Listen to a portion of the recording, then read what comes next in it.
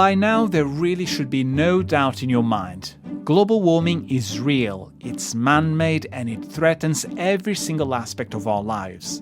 And yet, if you go on Wikipedia these days, you'll still find people hell-bent on denying the science of climate change. And they're doing their best to warp the truth by rewriting it. There is a strong consensus that global surface temperatures have increased. Have not increased. In recent decades. That the trend, The political trend. is caused by human-induced emissions of greenhouse gases. Alleged emissions. At the grand age of 20, Wikipedia is one of the world's most popular websites. The online encyclopedia gets more than 9 billion page views every month, and that's just in the English version. So what's written there actually matters. But the thing about Wikipedia is that anyone, literally anyone with an internet connection, can edit what's in it. And this makes it vulnerable to manipulation. Wikipedia has many rules to prevent abuse, but in reality, it's actually quite easy to distort articles. And the people denying the very existence of global warming know it. They've been waging an editing war on Wikipedia to get their views across. They'll put a sentence at the very top that says, everything on this page is a hoax. Instead of the first sentence saying so-and-so is a climate change denier, they want the first sentence to say so-and-so is a climate policy analyst. I'm Marco Silva and this is BBC Trending. In this special series, we're looking at how disinformation is hindering the fight against catastrophic climate change. There's an information war playing out on Wikipedia. The platform has for long been plagued by climate denial, pseudoscience, bad information, but a group of volunteers is working tirelessly to keep deniers at bay. How good a job are they doing? And can they really be expected to patrol Wikipedia in hundreds of different languages? My name is David Teta.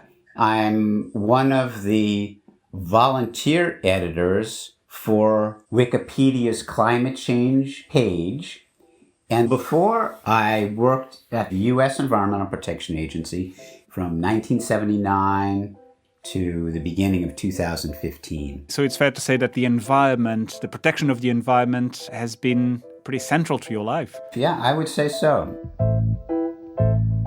David lives in a small, tight-knit community in Northern California. You know, the type of community where your neighbors can just walk into your house at any time. Hang on just one sec. Sorry. No worries, Inga. I'm in the middle of an interview. And it was while chatting to his neighbors that David first thought of joining Wikipedia. I was noticing in 2019 how so many of those conversations, no matter what the original topic, seem to evolve into people expressing their fear about the environment, about the changing climate, about the future. Extreme conditions leading to extreme concern. As scientists say, climate change shows no signs of slowing its deadly rampage. I thought, I'm retired, I have time on my hands, and I started thinking about where I can contribute. And one of the things that occurred to me was Wikipedia. David started small. He read a couple of pages involving climate change. There were certain areas that could be improved. So he set out to work. He started proposing some changes, speaking to other volunteer editors.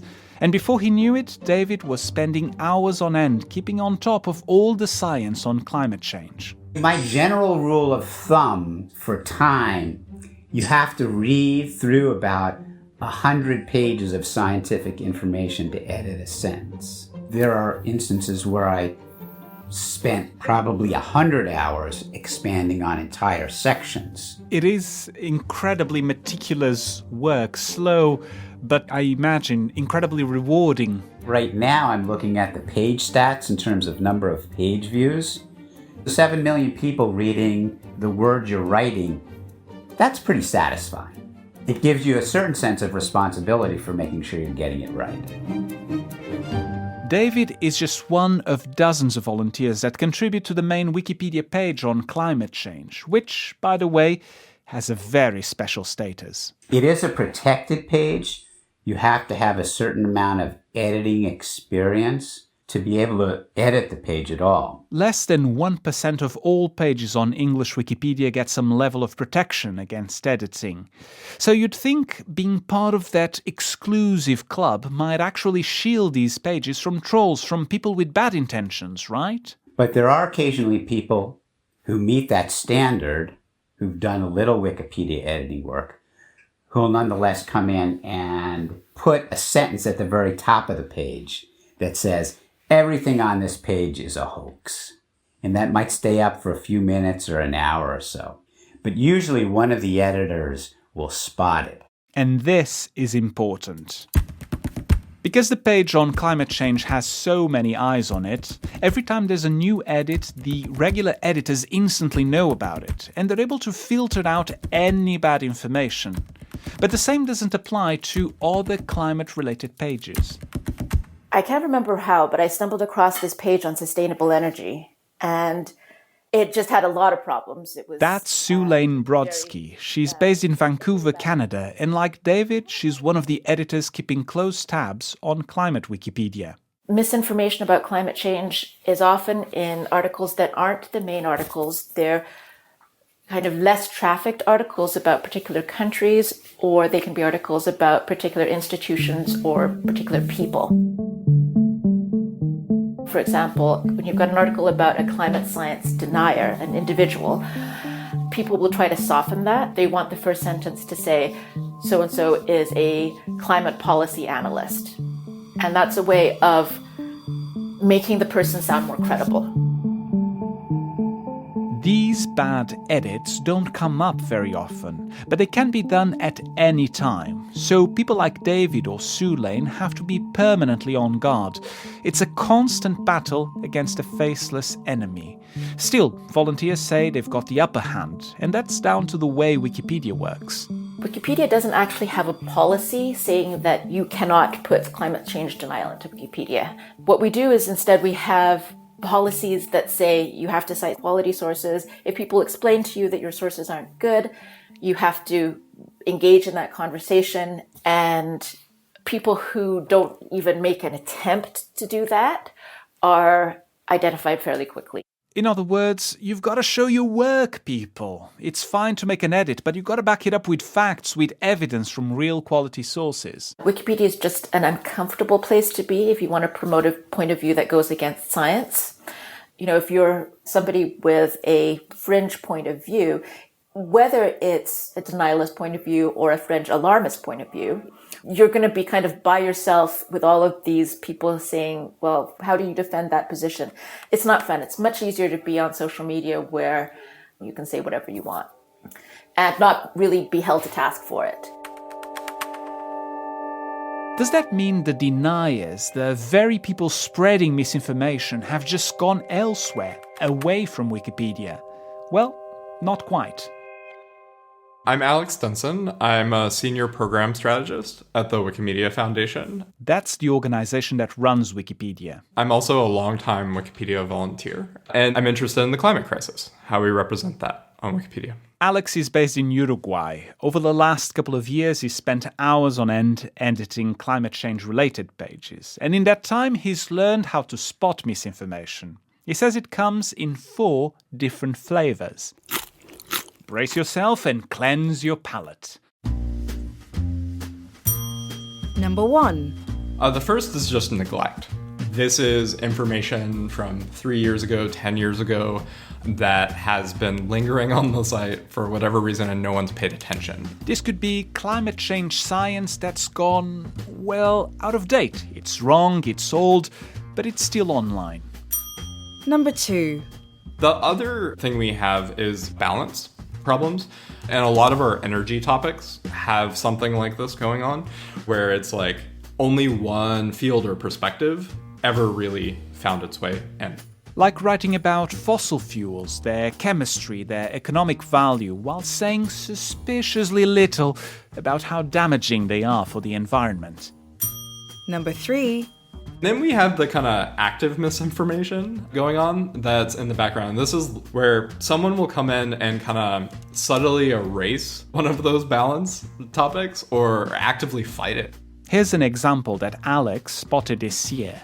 The Trans-Amazonian Highway in Brazil is very controversial because by cutting through the forest, it's kind of becoming a vector for deforestation. For a bit of context, this highway Alex is talking about was built in the 1970s and it has never been fully paved. It literally goes through the Amazon. And according to the Brazilian Space Agency, over the years it has contributed to more and more trees being cut down. But back to Alex. We discovered that the Trans-Amazonian Highway article on English Wikipedia, but also Spanish and Portuguese Wikipedias, had a small group of new editors, people who weren't behaving by our norms, had completely pulled the environmental impact assessments out of the article. So it looked like there was a group of people actively oh, this is bad for communicating the economic development of Brazil. For how long did these changes survive? Those changes, I think it was a week, give or take. Remember how I said there were 4 types of misinformation? Time for number 4. This is one that happens a lot with social movements and breaking news. Because Wikipedia is open for people to edit, when something social happens that it has a lot of trolls on the internet, some subset of those people will pay attention to Wikipedia. And the example of this that happened was Disha Ravi when she got... Disha Ravi is an Indian climate activist. Alex himself created a Wikipedia page about her in late 2020. It was a fairly uncontroversial page at first, not getting a huge amount of views or edits, but then, in February this year, something changed.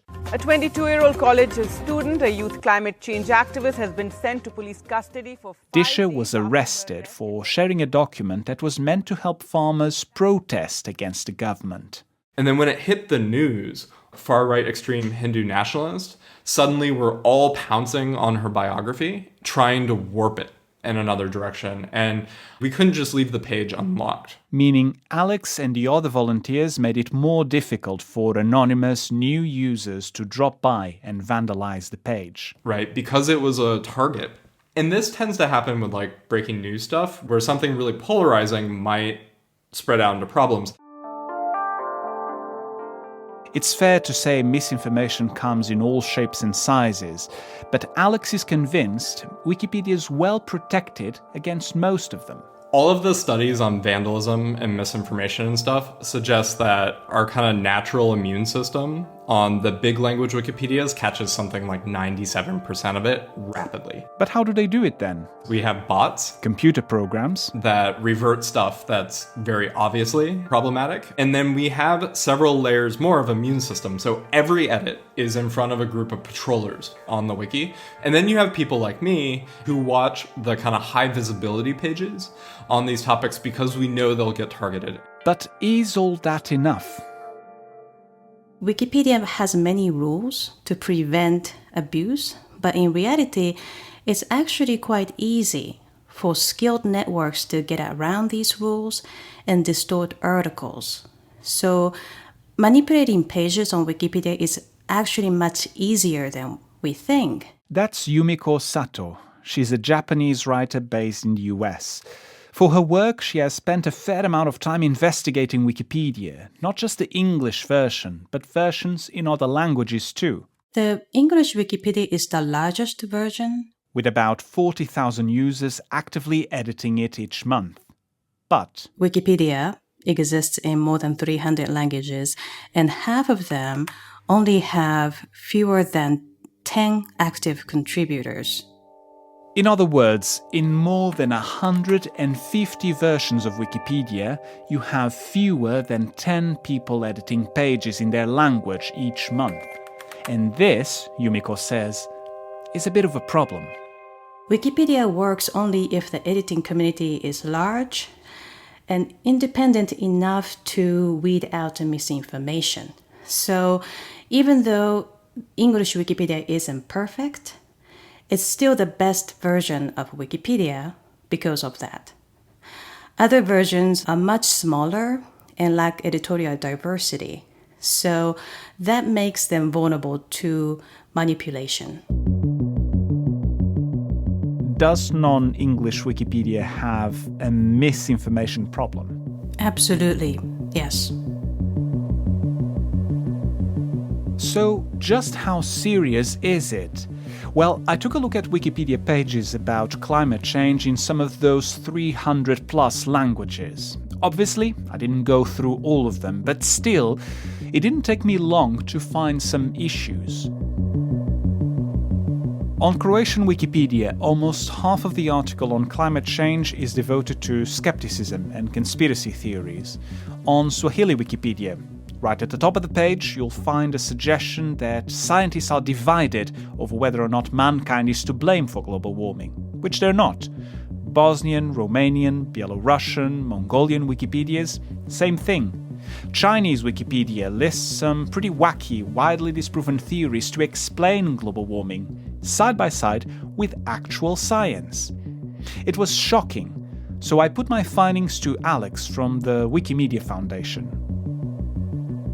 Doesn't it worry you that people might be looking for information on this subject in their language and come across rubbish like this? It does. This worries me a lot, and this is why we need more people involved in this project.